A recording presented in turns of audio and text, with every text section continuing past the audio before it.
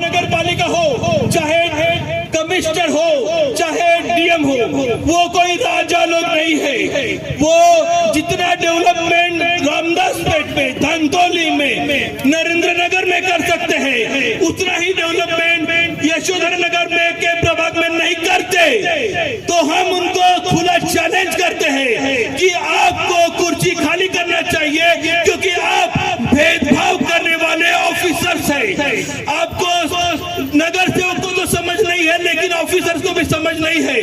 फिर भी हमने बहुत प्रयास किया, लेकिन अगर हम चुन के जाएंगे तो हम ऑफिसर्स को उनकी जवाबदारी क्या है, उनके कर्तव्य क्या है, और हमारे आवाम, हमारे लोगों के अधिकार क्या है, सिटीजन का क्या राइट होता है, ये हम लिखित तौर पे समझा रहे हैं। महाराष्ट्र म्युनिसिपल कॉर्पोरेशन एक्ट के तहत यहाँ पर नई गटर लाइन बनाना ही पड़ेगा।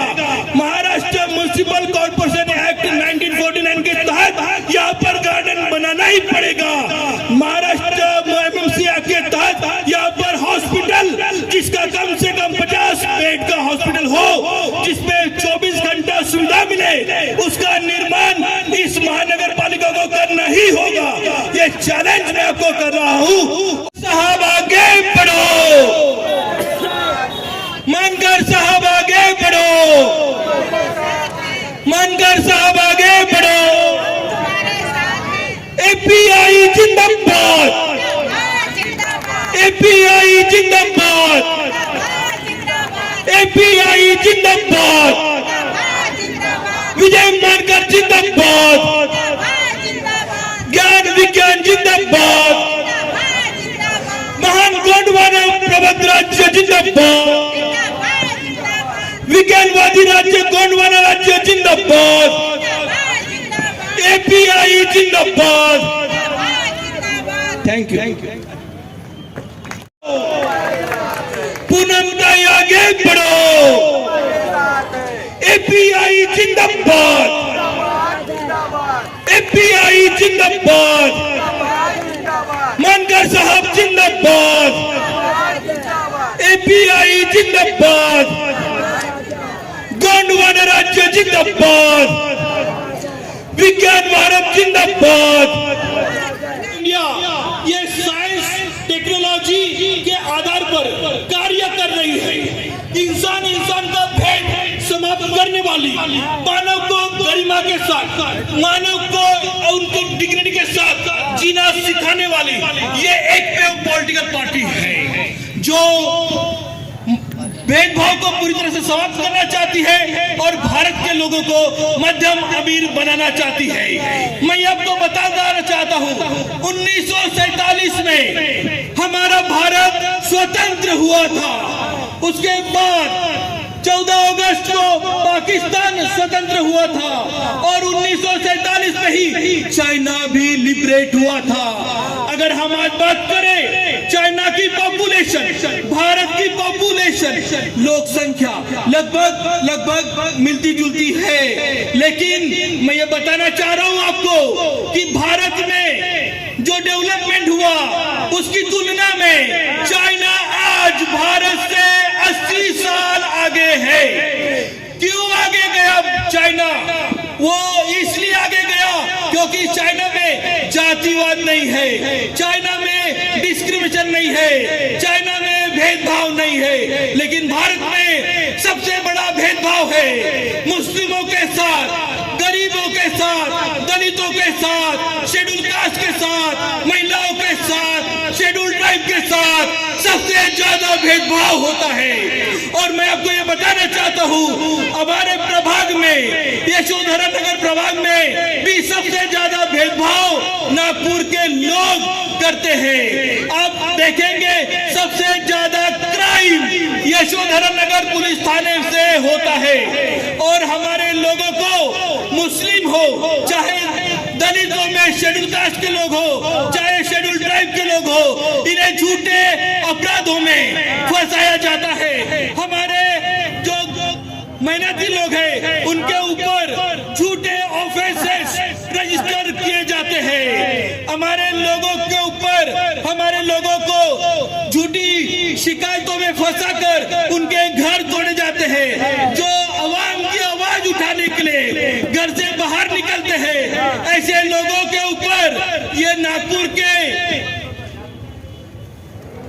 नगर का ही आपके नगर का ही लड़का हूँ और मेरा रहना भी यशोधरा नगर में ही है। मैं प्रभाग क्रमांक 3 में अगढ़ से उम्मीदवार खड़ा हुआ हूँ अम्बेडकर राइट पार्टी की ओर से, और हमारा चुनाव चिन्ह है कोर्ट। मैं आपको ज्यादा कुछ नहीं बोलना चाहता हूँ, लेकिन कुछ याद दिलाना चाहता हूँ। ये कि अगर हम ये रिंग रोड के इस पार का एरिया देखते हैं प्रभाग क्रमांक 3 को, और रिंग रोड के उस पार का एरिया देखते हैं, तो यहाँ पे क्या भेदभाव वो बताना चाहता हूँ मैं। अगर हम रिंग रोड के इधर देखेंगे तो अच्छा गार्डन नहीं है क्या? किसी के पास गार्डन नहीं है? रिंग रोड के इधर, रिंग रोड के इधर देखेंगे तो अच्छे स्कूल नहीं बचे हैं। रिंग रोड की इधर अगर हम देखेंगे तो अच्छे बैंक नहीं है नेशनलाइज बैंक, अच्छा दवाखाना नहीं है। हमको अगर कुछ तबीयत खराब होती है, कुछ भी होता है, यहाँ से रिंग रोड के उस पार ही जाना पड़ता है, तब जाके बेड मिलता है एडमिट होने के लिए। यहाँ पे बेड वाला हॉस्पिटल भी नहीं है। क्यों नहीं है? क्यों सब उधर ही क्यों है? हमारे साथ भेदभाव हुआ है। उधर नगर सेवक इधर नगर सेवक नहीं था क्या? उनको काम करना आता था, हमारे इधर के लोगों को काम करना ही नहीं आता था। इसीलिए हम यहाँ पे तैयार हुए। हम इतने सालों से देख रहे, मैं यहाँ ही पैदा हुआ हूँ, मेरे इतने साल गुजर गए, अभी तक यहाँ पे कोई भी सुधार नहीं दिख रहा है। गटर लाइन रोड के काम ये हल्के फुल्के काम होते रहते, लेकिन अच्छे गार्डन नहीं मिले हमको, अच्छे वाचनालय नहीं मिले, अच्छे स्कूल नहीं मिले। हम कारपोरेशन से स्कूल से पढ़ के अच्छा बने, अभी हमारे बच्चों को प्राइवेट में पढ़ाना पड़ता है क्योंकि कारपोरेशन की स्कूल ही खत्म हो गई है, दिखती ही नहीं है। हम इस पार्टी के माध्यम से चुनाव लड़ने के लिए इसलिए तैयार हुए क्योंकि हमको हमारे नगर का विकास करना है। जो चीजें हमारे इधर में नहीं है उसको लाना है, उसको तैयार करना है। वो तैयार करने के लिए हम तैयार हुए, और उस तैयारी के लिए आप सबका हमें साथ चाहिए। मैं अकेला नहीं कर सकता हूँ, परंतु हम सब लोग मिल के कर सकते हैं। जब आप सब लोग मेरे साथ खड़े रहेंगे तो मैं आपकी आवाज बन के वहाँ पे अपने कामों को लेके आ सकता हूँ, क्योंकि मैं बोल सकता हूँ कि मैं ये 200 लोगों का प्रतिनिधि हूँ, उनको जवाब देना पड़ेगा और उनको एक काम भी करना पड़ेगा, क्योंकि मैं आपकी ओर से लड़ने के लिए तैयार हूँ। आपका बस साथ चाहिए मुझे। आप अगर मुझे इस बार अपना वोट बहुमूल्य वोट देते हैं और जिता के लाते हैं, तो जो बातें मैंने आपको बोला है वो निश्चित हम अपने रिंग रोड की इधर प्रभाग क्रमांक 3 में करके दिखाएंगे। और ये करने की ताकत हम में है, ये करने की समझ हम में है। हमें पता है कि उसे कैसा किया जाता है। जैसे अभी सर ने बताया है कि म्युनिसिपल का MMC का जो एक्ट होता है वो किस तरीके से होता है, वो किसी और को पता नहीं है। किस तरीके से पिटीशन लिखी जाती है, किस तरीके से अधिकारी से बात किया जाता है, ये हमें पता है। और जब हम आएंगे तो अच्छे से इस काम को पूरा करेंगे। जब हम सत्ता में नहीं भी है, फिर भी बहुत से कामों को किए हैं, उसके प्रूफ भी हमारे पास है। हमने बहुत से कामों को किए, अभी वो गिनाने की बात नहीं है, लेकिन जब हम आएंगे तो और डबल से मेहनत से काम करेंगे। और ये API पार्टी है जो पूरे प्रभाग को ही नहीं, पूरे नागपुर सिटी को बदलने की ताकत रखती है। आप अगर पूरे प्रभाग को चमकाना चाहते हैं तो निश्चित हमें वोट कीजिए, API पार्टी को जिता के लेके आइए, ताकि प्रभाग क्रमांक 3 का नक्शा बदल जाए। यही 2 शब्द बोल के मैं अपने आपसे धन्यवाद बोलता हूँ। जानते हो, मेरा नाम पूनम सचिन कावड़े है और मैं वार्ड क्रमांक 3 से ड में उम्मीदवार के रूप में खड़ी हुई हूँ। मैं आपसे यही कहना चाहती हूँ कि आप हमें आपका साथ चाहिए, क्योंकि हमें ये API पार्टी आगे बढ़ानी है। क्योंकि ये API पार्टी हमें अभी इस मुकाम पे खड़ी की है कि हमें वो API पार्टी मतलब ऊपर तक, मतलब जैसे पार्टियां हैं उस तक हमें पहुंचानी है।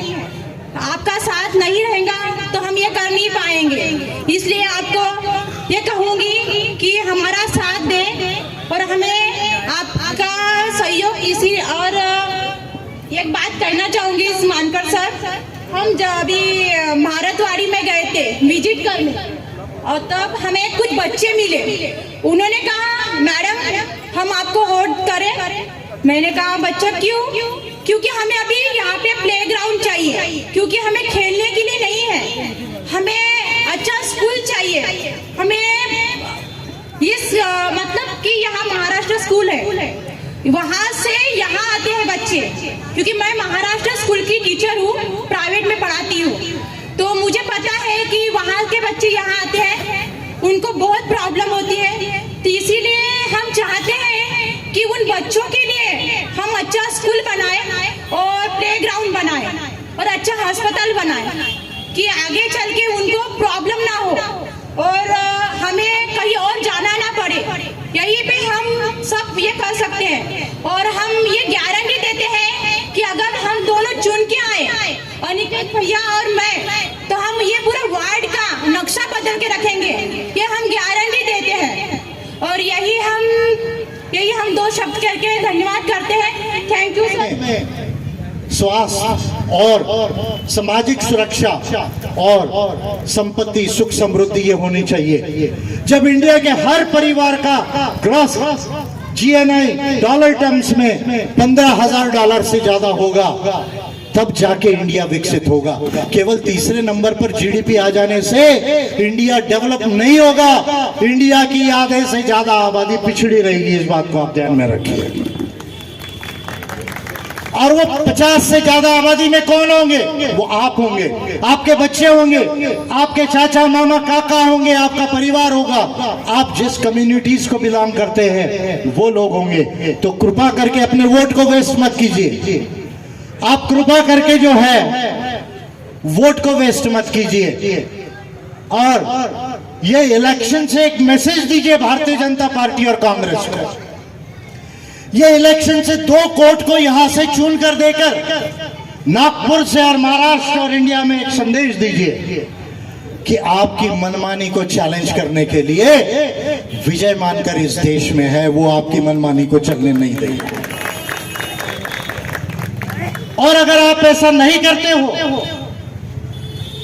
और सुन लो, SIR हो गया,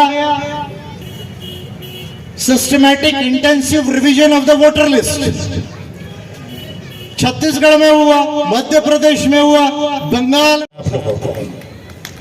आपको छोड़ के नहीं भागेंगे, ये यहीं रहते हैं, प्रभाग में है, इनका ऑफिस ये बनाएंगे छोटा, चुन के आने के बाद इनका घर, ये आपको टेलीफोन व्हाट्सएप सब देंगे।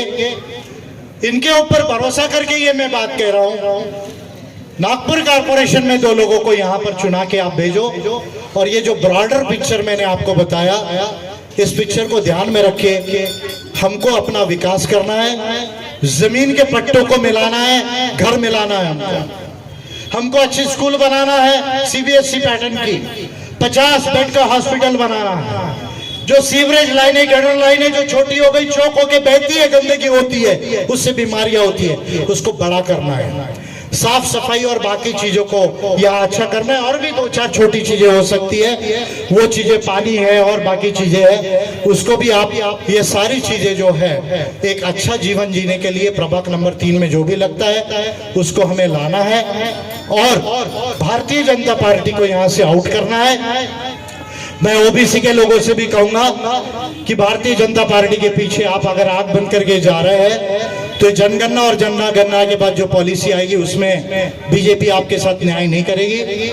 मेरे पिटीशन के बाद आपको OBC के बजट का प्रोविजन हुआ 2016 के बाद, मैं उनको भी आह्वान करता हूं, सागरीय नागरिकों को आह्वान करता हूं, जिस भी कम्युनिटी के हो, कि आप लोग इन चीजों को समझकर यहां पर वोटिंग करें।